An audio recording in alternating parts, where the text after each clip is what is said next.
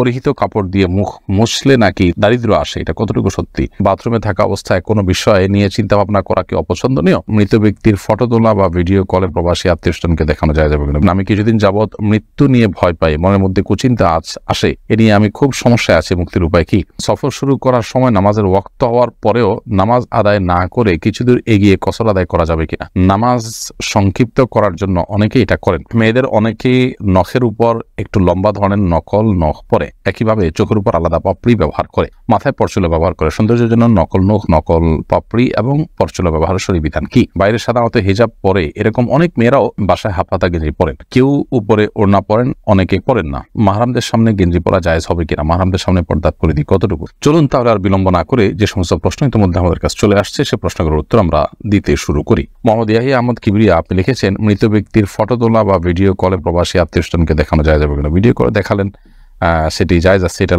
Live দেখানোর মতো, সেটা জায়েজ আছে।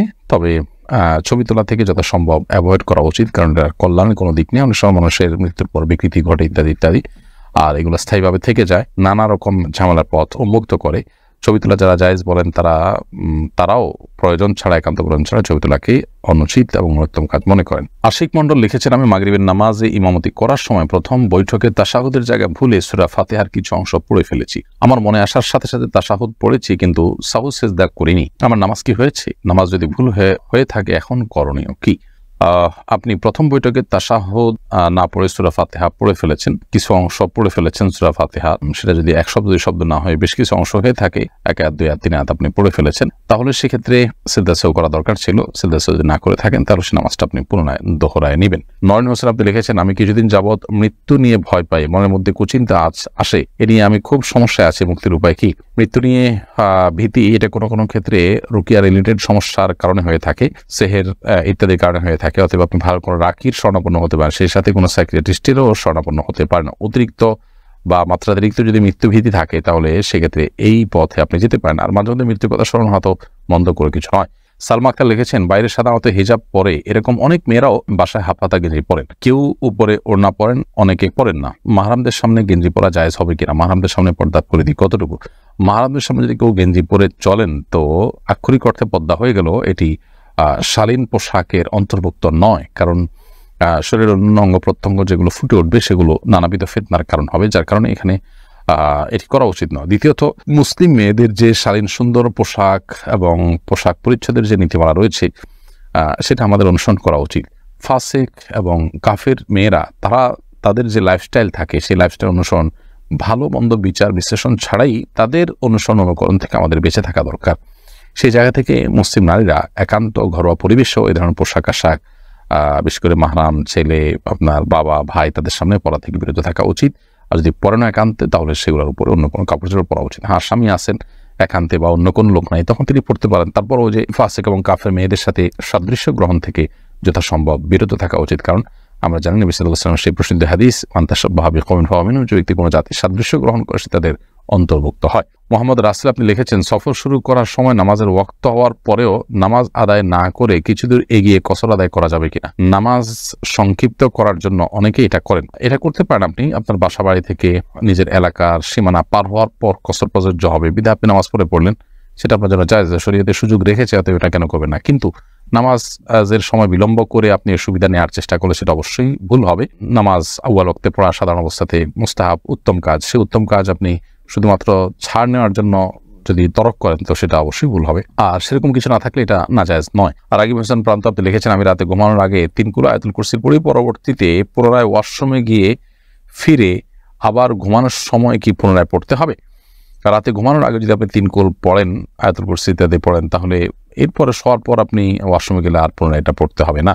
এমনি হৃদয় খান আপনি আমাদের ইউটিউব চ্যানেলে লিখেছেন, আমি পাইকারি কিছু প্যান্ট কিনে বিক্রি করি, বর্তমান কিছু প্যান্ট আছে ছেঁড়া ফাটা, এটাই এখনকার হাল ফ্যাশন, এ ধরনের প্যান্ট বিক্রি করা জায়েজ হবে কিনা? আপনি যে পাইকারি প্যান্ট কিনে বিক্রি করেন, যদি ছেঁড়া ফাটা হয় এমন জায়গায় যেখানে আসা ছতর উন্মুক্ত থাকবে, তাহলে এগুলো বিক্রি করবেন না। একটু কষ্ট হলেও আপনি এগুলোকে অ্যাভয়েড করবেন, এতে একটু কেনাবেচা কম হলেও সেটি আপনি করবেন না, কারণ ইচ্ছাকৃতভাবে মুসলমানের সন্তানরা তারা হারামে লিপ্ত হবে, সেখানে আপনার সহযোগিতা থাকবে, সেটা আসলে হতে পারে না। আর যদি এমন কোনো জায়গায় ছেড়া হয় যেটা আসলে সেই সতর ও মুক্ত থাকার যে অপরাধ সেটা আওতায় পড়বে না, তাহলে সেটা বিক্রি করে না জায়েজ হবে না। মোহাম্মদ সাইফুল্লাহ আপনি লিখেছেন, বাথরুমে থাকা অবস্থায় কোনো বিষয় নিয়ে চিন্তা ভাবনা করা কি অপছন্দনীয়?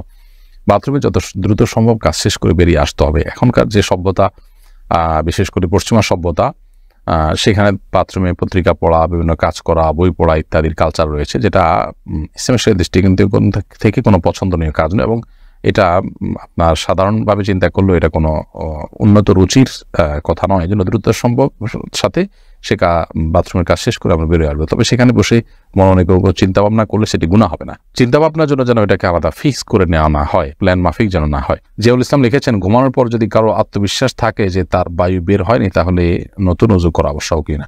বায়ু বের হোক বা না হোক, ঘুমাইলে আমাদের উজু করতে হবে। কারণ বিষয়টি আপনার শুধুমাত্র বায়ু বের হওয়াকে কেন্দ্র করেই যে হয় তা নয়। হাদিসে যেহেতু ঘুমানোকে উজু ভঙ্গের কারণ হিসেবে উল্লেখ করা হয়েছে, বিধায় এটি উজু ভঙ্গের কারণ হিসেবেই ধর্তব্য হবে। যদিও এখানে বায়ু বের হওয়ার সম্ভাবনার থাকার কারণে এই বিধানটা হয়েছে বলে ফুকাহা একরাম উল্লেখ করেছেন, কিন্তু এর বাইরে এটা সাধারণভাবে হাদিস নিষিদ্ধ হওয়ার কারণে কেউ ঘুমাইলে এবং যদি ঘুমটা যেরকম ঘুম হলে উজু ভঙ্গ বেশি পর্যায়ের ঘুম হয়, তাহলে সেটি অবশ্যই উজু ভঙ্গের কারণ হবে। শিউলি মাহমুদ আপনি রেখেছেন, মেয়েদের অনেকেই নখের উপর একটু লম্বা ধরনের নকল নখ পরে, একইভাবে চোখের উপর আলাদা পাপড়ি ব্যবহার করে, মাথায় পরচুলা ব্যবহার করে। সৌন্দর্যের জন্য নকল নখ, নকল পাপড়ি এবং পরচুলা ব্যবহারের শরীয়ী বিধান কি? বোন শিউলি, এটি শরীয়ত দৃষ্টিকোণ থেকে নাজায়েজ এবং গুনাহের কথা। কারণ প্রথমত এতে এক ধরনের চালাকি এবং প্রতারণার আশ্রয় নেওয়া হয়, নিজের যা নাই সেটা প্রকাশ করা হয় এবং মানুষের চোখে ধুলি দেওয়ার চেষ্টা করা হয়। আর দ্বিতীয়ত হলো, এগুলোর কোনো ক্ষেত্রে এগুলোর সাথে ওযু গোসল এর বিধিবিধান জড়িত থাকে। আর সবচেয়ে বড় কথা হলো, নবী করিম সাল্লাল্লাহু আলাইহি ওয়াসাল্লাম এই জাতীয় মেকি সৌন্দর্য ধারণ বা আপনার সাজগোজ এর ব্যাপারে উৎসাহিত করেছেন বিভিন্ন হাদিসের আলোকে, যার কারণে এটি জায়েজ হবে না। সাদিয়া বিনতু শিহাব ইয়ারি থেকে আপনি লিখেছেন, পরিহিত কাপড় দিয়ে মুখ মুছলে নাকি দারিদ্র আসে, এটা কতটুকু সত্যি? নিজের পরনে থাকা কাপড় এটা দিয়ে মুখ মুছুক, শরীরের অন্য কিছু মুছুক, এটার কারণে কোনো দারিদ্র ইত্যাদি আসবে যদি কেউ মনে করেন, তাহলে সেটা নিছকই একটা মন গড়া কথা, এর কোনো ভিত্তি করা হাদিসে নেই। এবং কুসংস্কারের জন্য এ ধরনের বিষয় একজন মুসলমান কখনো ধারণ করতে পারেন না। পরনে থাকা কাপড় যদি পাক থাকে, সেটা দিয়ে আপনি মুখ, হাত, শরীরের যে কোনো অঙ্গ মুছতে পারেন, কোনো অসুবিধা নেই। জাহিদুল ইসলাম আপনি লিখেছেন, আমি মামাতো বোনকে বিয়ে করতে চাই, কিন্তু সে আমার মায়ের দুধ পান করেছেন, আমার সাথে পান করেননি, আমার ছোট ভাইয়ের সাথে পান করেছে, আমি কি তাকে বিয়ে করতে পারবো? ভাই জাহিদুল ইসলাম, একই মায়ের দুধ আপনারা যদি পান করে থাকেন, তো কার সাথে পান করেছে, আগে করেছে না পরে করেছে, এগুলো বিবেচ্য বিষয় নয়। বরং তিনি আপনার দুধ বোন হিসাবে বিবেচিত হবেন, এবং যার কারণে তার সাথে আপনার বিবাহ বন্ধনে আবদ্ধ হওয়া জায়েজ হবে না। আপনার মামাতো বোন যেহেতু আপনার মায়ের দুধ পান করেছেন, সো আপনারা পরস্পরের দুধ ভাই বোনের মতো হয়ে গেছেন, আপনারা একে অন্যকে বিবাহ করতে পারবেন না।